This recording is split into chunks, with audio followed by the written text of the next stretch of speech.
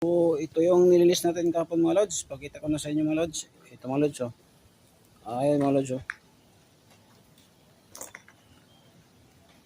May gumagawa kasi dito mga lods kaya may takip. Ayan mga lods.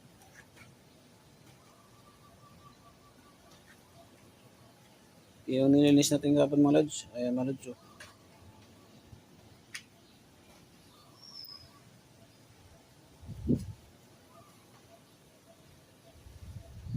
Ayan mga lods.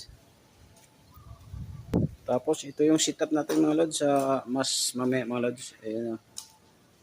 Ayan mga lods oh. Yan ang sinitap namin kanina mga lods. Mamaya mga lods, simba tayo mga lods. Ayan mga lods.